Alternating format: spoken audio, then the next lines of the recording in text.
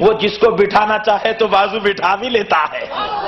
غوث اعظم کو بٹھایا تھا، غوث نے نظر ڈالی تو خواجہ غریب نواز کو بٹھا لیا، غوث نے نظر ڈالی تو بندہ نواز کو بٹھا لیا، غوث نے نظر ڈالی تو قطب الدین بختیار کاکی کو بٹھا لیا، غریب نواز نے نظر ڈالی تو صابر پیا کو کلیر میں بٹھا دیا، غریب نواز نے نظر ڈالی تو دنیا کے خطے خطے میں اپنے محبوبوں کو بٹھا دیا.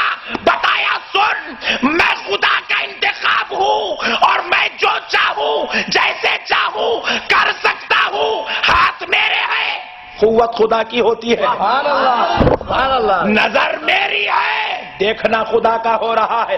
زبان میری ہے، قوت اور گویائی کلام کی قوت خدا کی ہوتی ہے. میں اگر کہہ دوں، ولی کہہ رہا ہے، میں اگر کہہ دوں تو چور بھی ابدال بن جاتا ہے. میں اگر کہہ دوں خنسا ہجڑا میرے پاس آئے تو ماں بن جاتا ہے. سبحان اللہ. اس لیے اجمیر میں پورے خنسا ایک ساتھ آتے اور اس میں غریب نواز نے ان کو بیٹا دے دیا تھا. پیارے بزرگ اور دوستو، اللہ کے ولی کی نظر کا کمال ہے. اللہ کا ولی جو چاہتا ہے اللہ اسے پورا کرتا ہے، کیونکہ ولی خدا کا انتخاب ہے. کڑپا کی سیٹ چلے گئی تو کیا ہوا کہ مرکز سے کنیکشن ٹوٹ گیا تھا، حالات سنبھل نہیں رہے تھے تو پھر سے اب ٹینشن. لیکن جب ملا ہوا تھا، یہاں پر برابر روڈیں بھی بن رہی تھی، الیکٹریسٹی بھی ہو رہی تھی، ڈرینیج پرابلم سالو ہو رہی تھی، بڑے بڑے مسئلے ڈیل ہو رہے تھے.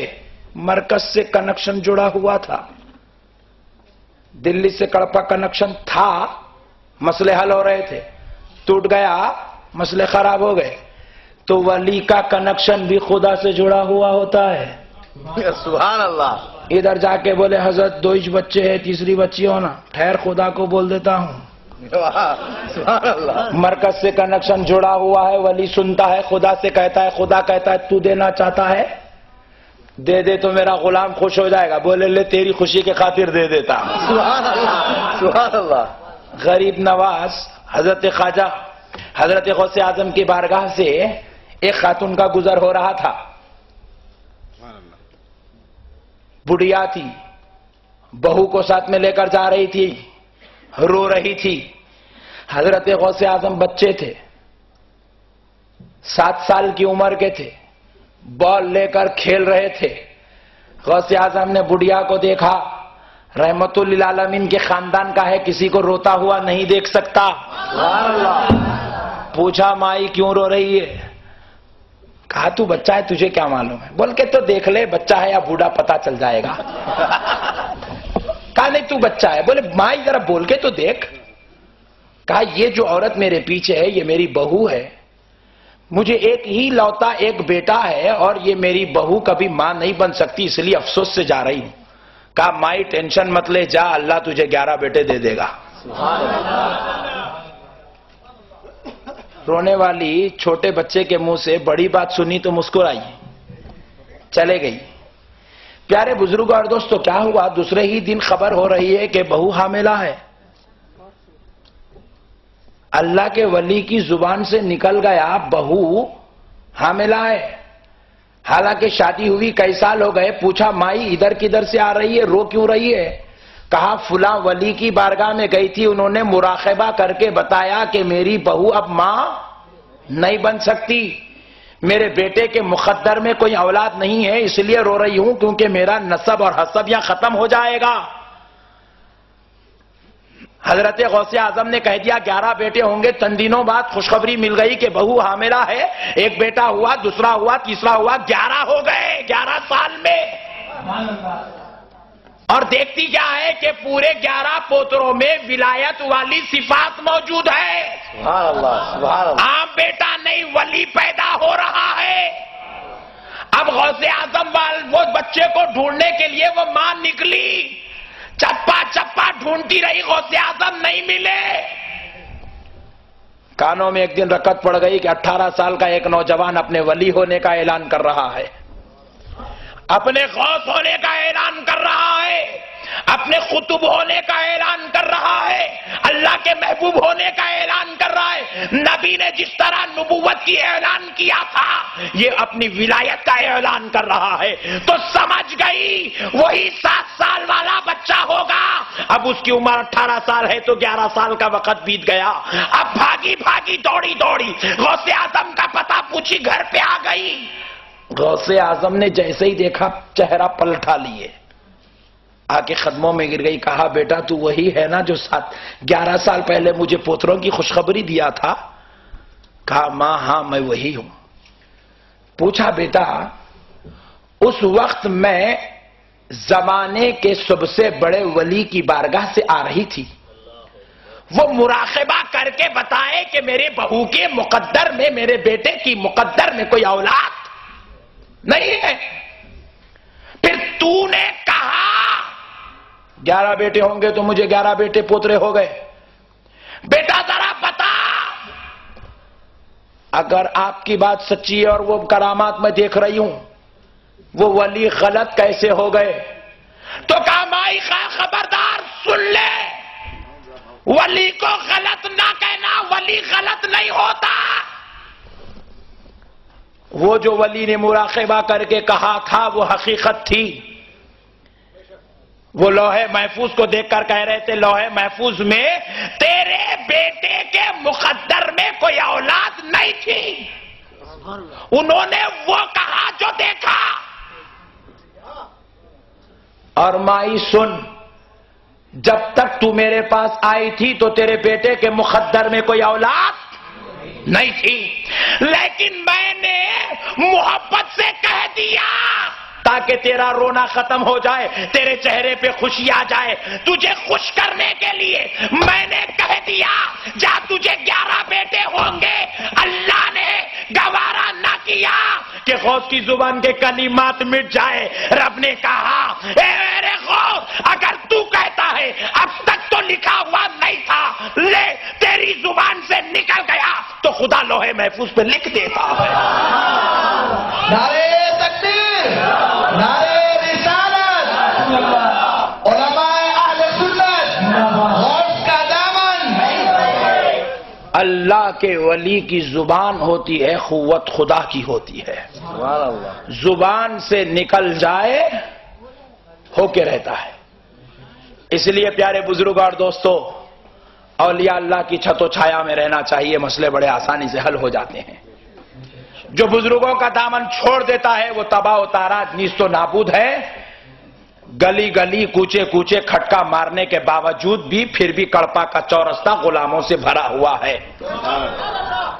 اب وہ جلسہ دیکھتے ہیں تو آپ کو نہیں معلوم ان کو کتنی تکلیف ہوتی، مجھے معلوم ہے۔ کس طریقے سے ان کے سینوں پہ سانپ دوڑتے ہیں وہ میں جانتا ہوں۔ پیارے بزرگ اور دوستو، اتنی محنتیں کرنے کے باوجود بھی کامیابی ان کے ہاتھ میں نہیں ہے، کیونکہ اولیاء کا دامن ان کے ہاتھ میں نہیں ہے۔ وہ اولیاء اللہ کی جماعت کے ماننے والے نہیں ہیں، اس لیے کامیابی ان کے پاس نہیں ہے۔ خدا کی قسم لاکھ کوششیں کرنے کے باوجود بھی آپ دیکھ لو غلامان مصطفیٰ کامیابی کی طرف ہے، کیونکہ اولیاء کا دامن ہمارے پاس ہے۔ اب آؤ پیارے بزرگ اور دوستو، آپ کہیں سونے کے موڑ میں تو نہیں؟ ہاں ماشاءاللہ، آپ کو دیکھ کر مجھے پتا چل رہا ہے کہ میں حیدرآباد میں تقریر کر رہا ہوں۔ آپ لوگ تو اتنے شعور والے لوگ ہیں۔ پیارے بزرگ اور دوستو، قربان جائیں اللہ کے ولی کے مقام پر۔ اللہ نے اپنے ولی کو وہ مقام اور وہ عظمت عطا فرمایا۔ سرکار غوث اعظم ارشاد فرماتے ہیں کہ میں اس کائنات کو ایسے ہی دیکھتا ہوں جیسے ہتھیلی میں رائی کا دانہ۔ ذرا زور سے، ایسے ہی کائنات کو دیکھتا ہوں جیسے ہتھیلی میں تم رائے کا دانہ دیکھتے ہو۔ یہ کرامت، یہ غوث اعظم کا مقام ہے۔ جلسوں میں بولے تو دوسرے دن صاحب کیا کرتے معلوم؟ ہم کیا گیت بول کے گئے تمہارے مولانا؟ ہتھیلی میں کہتے دنیا کو دیکھتے۔ کہاں سے دکھتی رے بابا؟ تمہارے مول صاحب بھی عجیب بات ہے، کہیں کو بلائے اتنی دور سے ان کو؟ ایسا بول کے ہمارے نوجوانوں کا ذہن خراب کرتے ہیں۔ اسی لیے میں کل صبح جو ہونے والے سوال ہے اس کا بھی مسئلہ حل کر دیتا ہوں. سبحان اللہ.